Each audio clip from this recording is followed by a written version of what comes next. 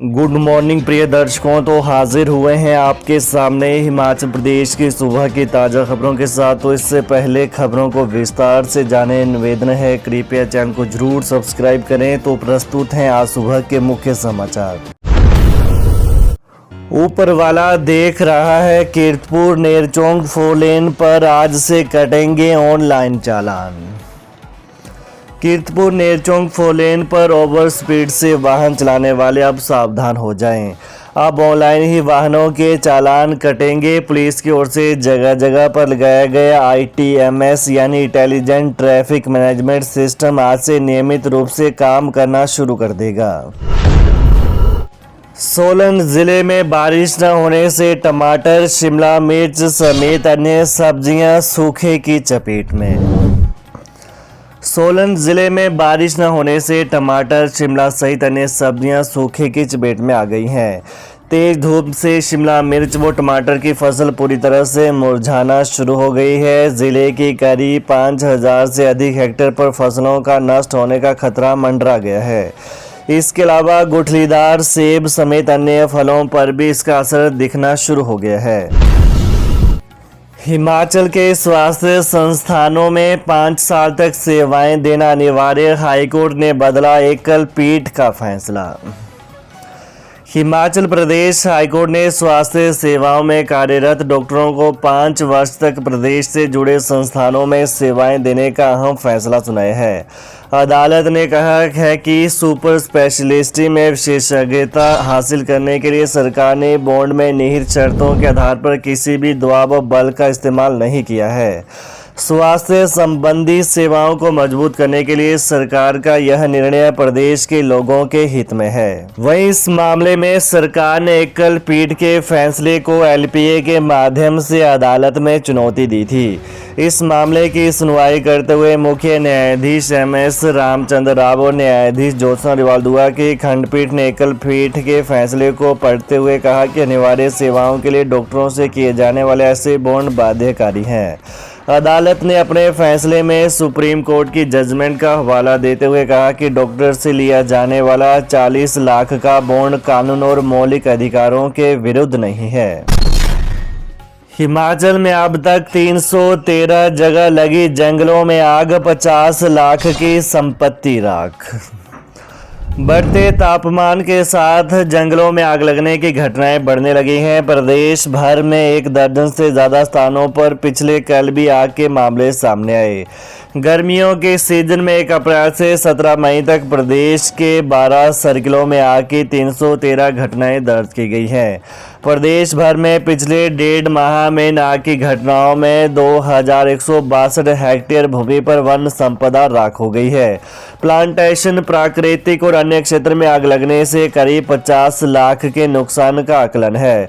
प्रदेश की बात करें तो सबसे ज्यादा धर्मशाला सर्किल में 82, हमीरपुर 62 घटनाओं के साथ दूसरे नंबर पर है।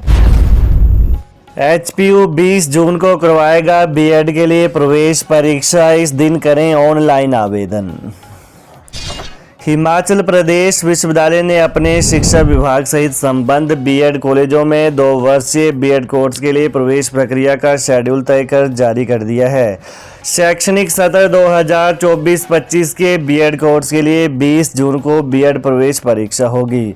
प्रवेश परीक्षा के आधार पर ही सभी निजी और सरकारी B.Ed कॉलेजों में सीटें आवंटित की जाएंगी। विश्वविद्यालय के परीक्षा नियंत्रक की ओर से जारी किए गए B.Ed प्रवेश प्रक्रिया के शेड्यूल के अनुसार 18 मई से B.Ed प्रवेश के लिए ऑनलाइन आवेदन की प्रक्रिया शुरू हो जाएगी, जो 6 जून तक चलेगी। कॉन्ट्रैक्ट की पेंशन पर शिक्षा सचिव तलब। कॉन्ट्रैक्ट की अवधि को पेंशन और अन्य वित्तीय लाभों के लिए काउंट न किए जाने के मामले में हिमाचल हाईकोर्ट ने शिक्षा सचिव को तलब किया है। 22 मई 2024 को श्यामलाल बनाम राकेश कवर केस में शिक्षा सचिव को कोर्ट में व्यक्तिगत तौर पर उपस्थित होना होगा। कोर्ट ने पूछा है कि जब शीला देवी बनाम हिमाचल सरकार केस में कॉन्ट्रैक्ट अवधि को भी पेंशन के लिए काउंट किए जाने के ऑर्डर सुप्रीम कोर्ट से फाइनल हो चुके हैं तो इन्हें लागू क्यों नहीं किया गया। सुनवाई के दौरान सरकार की ओर से अतिरिक्त महाधिवक्ता ने कोर्ट में बताया कि फाइनेंस सेक्रेटरी ने इस बारे में कमेटी का गठन किया है जो इस जजमेंट को लागू करने के लिए काम कर रही है। आज फतेहपुर, चंबा, कुनिहार में गरजेंगे नड्डा। हिमाचल प्रदेश में चुनावी सक्रियता बढ़ती जा रही है। इसी कड़ी में एक बार फिर भारतीय जनता पार्टी के राष्ट्रीय अध्यक्ष जगत प्रकाश नड्डा हिमाचल प्रदेश के 1 दिवसीय दौरे पर हैं। भाजपा महामंत्री बिहारी लाल शर्मा ने बताया कि भाजपा राष्ट्रीय अध्यक्ष जगत प्रकाश नड्डा 1 दिवसीय दौरे के दौरान हिमाचल प्रदेश में 3 जनसभाओं को संबोधित करेंगे। ये सभाएं कांगड़ा में, फतेहपुर, चंबा और सोलन के अर्की में होंगी। उन्होंने कहा कि उनकी पहली जनसभा प्रातः 11 बजे रहन फतेहपुर कांगड़ा, दूसरी जनसभा चंबा में दोपहर 1 बजे होगी और तीसरी सोलन के कुनिहार में दोपहर 3:30 बजे होगी। शिक्षा विभाग ने जारी किया अकादमिक शेड्यूल। कॉलेजों में 23 जुलाई से लगेंगी रेगुलर कक्षाएं। उच्च शिक्षा विभाग ने शैक्षणिक सत्र 2024-25 के लिए अकादमिक शेड्यूल जारी कर दिया है। इसके तहत कॉलेजों में नियमित कक्षाएं 23 जुलाई से शुरू होंगी। इससे पूर्व 3 जून से छात्र प्रवेश के लिए फॉर्म भर सकेंगे। फॉर्म भरने की प्रक्रिया 15 जुलाई तक जारी रहेगी। इसके बाद 16 जुलाई को प्रथम वर्ष के छात्रों की पहली प्रवेश मेरिट सूची जारी की जाएगी। इस शेड्यूल के अनुसार कोरोना काल से पहले की तुलना में करीब 1 माह देरी से कक्षाएं शुरू होंगी। हालांकि शिक्षा विभाग ने अगले वर्ष यानी 2025-26 का टेंटेटिव अकादमिक शेड्यूल भी जारी किया है।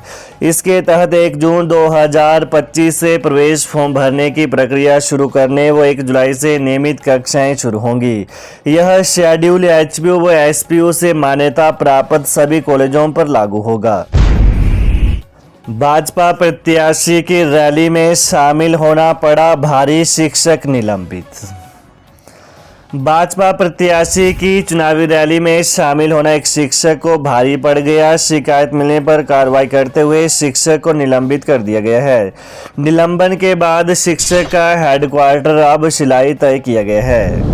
वहीं जानकारी के अनुसार मामला विधानसभा क्षेत्र नाहन के तहत उच्च पाठशाला मलगांव से संबंधित शास्त्री पद पर तैनात शिक्षक का है।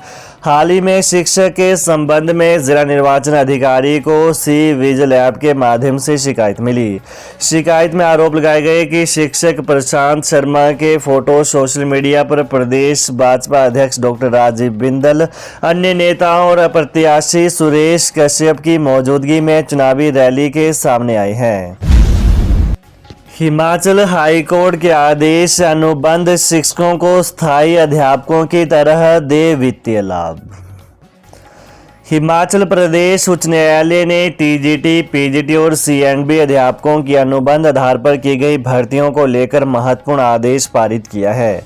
अदालत ने इन शिक्षकों को उनके प्रथम नियुक्ति से स्थायी अध्यापकों की तरह वित्तीय लाभ देने और नियमित करने के आदेश दिए हैं।